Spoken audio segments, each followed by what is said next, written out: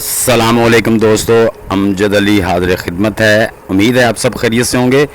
दोस्तों, अगर आपके पौधों के पत्ते पीले हो रहे हैं और फूल भी नहीं आ रहे या आ रहे हैं तो गिर जाते हैं, फल नहीं बनता, इसकी वजह क्या हो सकती है और ऐसे पौधों की केयर कैसे करें और कौन सी फर्टिलाइज़र दें कि हमारे पौधों पे फूल भी आएँ और उनमें फल भी बने और पौधे हमारे फिर से हरे भरे हो जाएं, ये सब जानने के लिए वीडियो को एंड तक ज़रूर देखिए। जी व्यूवर, जैसा कि आप देख रहे हैं कि मेरे बैंगन के ये पौधा जो है, देख रहे हैं पत्ते आपके इसके येलो हो रहे हैं और ये पहले की तरह ग्रोथ भी नहीं कर रहा, इसकी ग्रोथ भी रुक गई है और पत्ते भी पीले पीले हो रहे हैं, कुछ ज़्यादा पीले हो रहे हैं, गिर रहे हैं और फूल भी नहीं आ रहा है। तो इसकी वजह क्या है, ये पत्ते पीले क्यों हो रहे हैं और फूल क्यों नहीं आ रहा है, ये हम बताते हैं आपको। और ये देखें, इसी तरह ये मेरा भिंडी का पौधा है, इस पर भी फूल आ रहे हैं और गिर रहे हैं, लेकिन पत्ता जो पौधा हमारा वो ग्रीन है, तो फिर भी इस पे फल नहीं आ रहा, फल नहीं बन रहा। तो दोस्तों, इसकी एक तो वजह यह है कि हमारे गमले में जो न्यूट्रेंट हैं, कैल्शियम, पोटाशियम की मिकदार और फास्फोरस की मिकदार जो है ना, वो कम हो गई है। पौधे ने वो ले लिया है, पहले हमें फल दे दिया है, अब उसमें इन चीज़ों की मिकदार कम हो गई है, इस वजह से इस पे जो है ना वो फल नहीं आ रहा। लेकिन पौधा माशाल्लाह लश ग्रीन है, उसके पत्ते ग्रीन हैं, उसमें नाइट्रोजन की मिकदार तो मौजूद है गमले में, लेकिन कैल्शियम, पोटाशियम, मैग्नीशियम की मिकदार और फास्फोरस की कम हो गई है, इसलिए हमारे पौधे पे फल नहीं बन रहा। तो दूसरा जो हमारा बैंगन का पौधा दोस्तों, क्योंकि इसके पत्ते भी पीले हो रहे हैं, इसकी दो वजह होती है। एक तो ओवर वाटरिंग की वजह से हो जाती है या ज़्यादा बारिशों की वजह से भी इसकी वो मिट्टी कम्पैक्ट होकर जो है ना उसकी जड़ों तक ऑक्सीजन नहीं जाती, उसकी वजह। लेकिन मैंने अपने पौधों को गोडी करता रहा हूँ, तो अगर आपने भी गोडी की है तो उसकी वजह फिर ओवर वाटरिंग नहीं है, उसकी वजह है कि हमारे गमले में नाइट्रोजन, कैल्शियम, पोटाशियम और फास्फोरस की मिकदार कम हो गई है, इसलिए हमें अपने पौधों को ये चीज़ें देनी चाहिए। तो तीसरे नंबर पे ये देख रहे हैं जो हमारा ग्रीन चिल्ली का पौधा है, ये भी माशाल्लाह लश ग्रीन है, लेकिन इस पर फूल आ ही नहीं रहे, अगर आ रहे हैं तो वो गिर जाते हैं। इसकी वजह क्या है? इसकी वजह यह है कि पौधा तो लश ग्रीन है, हमारे जो गमला है या उसका जो हमारा ग्रो बैग है उसमें कैल्शियम, पोटाशियम की मिकदार कम हो गई है फास्फोरस की, लेकिन नाइट्रोजन की मिकदार उसमें मौजूद है। तो दोस्तों, एक तो आपने ये बरसात के मौसम में अपने पौधों को गोडी करके रखनी है, ताकि हमारे रूट्स तक जो है ना वो सनलाइट और ऑक्सीजन की वाफर मिकदार हमारे पौधों को मिलती रहे, हमारे पौधों की जड़ों में कोई फंगस वगैरह एक्टिव ना हो। तो आपने इसको हफ्ते में एक बार लाजमी गोडी करनी है। उससे क्या होगा, एक तो मिट्टी आपकी कम्पैक्ट नहीं होगी, दूसरे नंबर पे आपके पौधे की जो जड़ें हैं उनको ऑक्सीजन मिलती रहेगी। तो बारिश के जो पानी होता है, बारिश जब आती है दोस्तों, उसमें कुदरती तौर पे नाइट्रोजन की काफ़ी मिकदार होती है। तो हमारे चिल्ली के जो पौधे होते हैं ये अक्सर ज़्यादा पानी को बिल्कुल भी बर्दाश्त नहीं करते और पसंद नहीं करते, इनकी जड़ों में जल्दी फंगस लगने का ख़तरा होता है। इसलिए जो भी आपके ग्रीन चिल्ली के पौधे हैं उनको आपने उनकी गोडी करके रखनी है, और बारिश के बाद अगर पानी उसमें खड़ा है गमले में तो वो पानी निकालना है। तो या फिर आप गमले को ऊपर तक मिट्टी से भर दें ताकि ऊपर से जब बारिश आए तो वो पानी निकल जाए, या मैंने अपने ग्रो बैग के साइड में मिट्टी के सरफेस एरिया के बराबर सुराख किए होते हैं, जब पानी देता हूँ तो उसके आगे मिट्टी कर देता हूँ। बारिश में जो होता है ना, मौसम हो तो मैं ऊपर से वो मिट्टी हटा देता हूँ, उस साइड से नीचा कर देता हूँ ताकि वो पानी गमले से निकल जाए।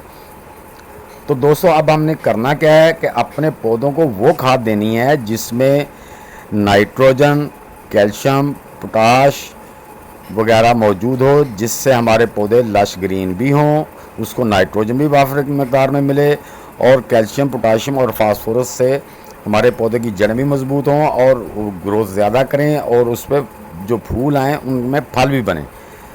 अगर तो आपके पास दोस्तों जो ऑर्गेनिक खाद है, यानी कि गोबर डीकम्पोज किया हुआ या किचन वेस्ट डीकम्पोज खाद मौजूद नहीं है, तो आप इसको NPK ला के दे सकते हैं, जिसमें नाइट्रोजन वगैरह की मिकदार भी मौजूद होती है। अगर आपके पास गोबर की खाद गली हुई मौजूद है या आपकी किचन वेस्ट की खाद मौजूद है तो वो आप दे सकते हैं। तो दोस्तों, ये देखें, मेरे पास किचन वेस्ट की जो खाद है ये तैयार है, डीकम्पोज तैयार है। इसके अलावा मैंने एक और चीज़ बना के रखी हुई है, जिसमें ऑनियन पिल्स, बनाना पिल्स, गार्लिक पिल्स, उन सब को मैंने डीकम्पोज करके रखा होता है।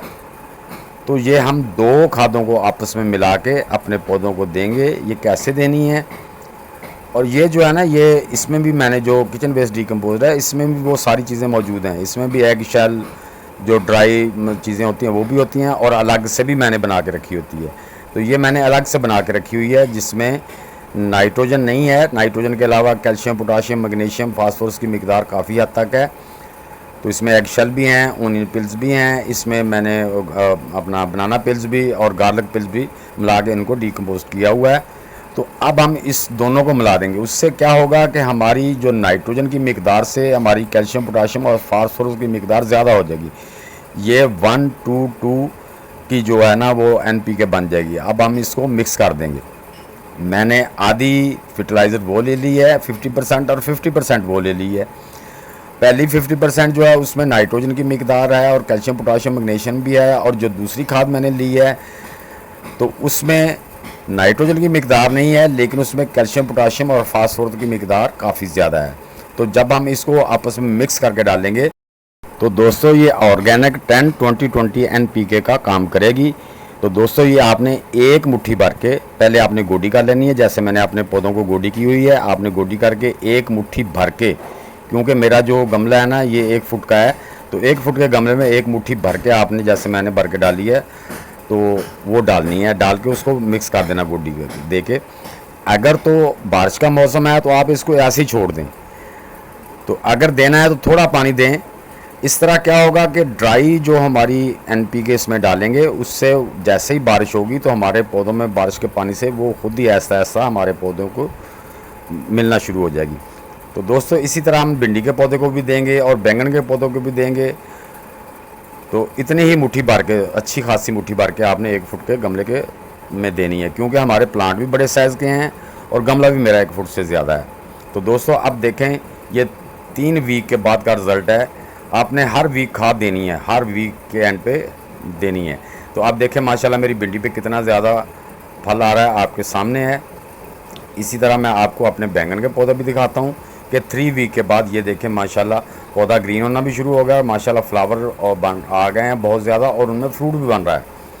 तो इसी तरह दोस्तों मेरे चिली प्लांट में भी आपको मैं दिखाता हूँ कि ये इसी तरह, जिस तरह बैंगन के पौधे पे इतना माशाल्लाह फ्रूट लगा हुआ है, और ये देखें ये हर टहनी पे माशाल्लाह, हर टहनी पे आपको फूल नज़र आएंगे और फ्रूट भी बन रहा है, और पौधा भी माशाल्लाह ग्रीन होना शुरू हो गया है। ये देखें माशाल्लाह माशाल्लाह बहुत अच्छे खासे फूल आने शुरू हो गए हैं। तो दोस्तों इसी तरह ये देखें मेरे मिर्च के पौधे पे भी ब्लूम्स आना शुरू हो गए हैं। ये देखें डोडियाँ बनी हुई हैं, इसमें फ्लावर आने और बहुत ज़्यादा है माशाल्लाह, हर कॉम्पल पे माशाल्लाह गुच्छों के हिसाब से हैं, जैसा कि आप देख रहे हैं कि इसमें वीडियो में। जी दोस्तों ये 3 हफ्ते का 3 वीक का रिज़ल्ट है। तो दोस्तों उम्मीद है मेरी ये छोटी सी वीडियो आपको पसंद आई होगी। अगर पसंद आई तो इसे लाइक और शेयर लाजमी कर दें। नए दोस्त लाइक, शेयर और चैनल को सब्सक्राइब करके बेल आइकन को ज़रूर दबा दें, ताकि हर नई आने वाली वीडियो की इतला आप तक बर वक्त पहुँच सके। तो दोस्तों मिलते हैं इंशाल्लाह नेक्स्ट वीडियो में। तब तक के लिए आप सब दोस्तों को अल्लाह हाफिज़।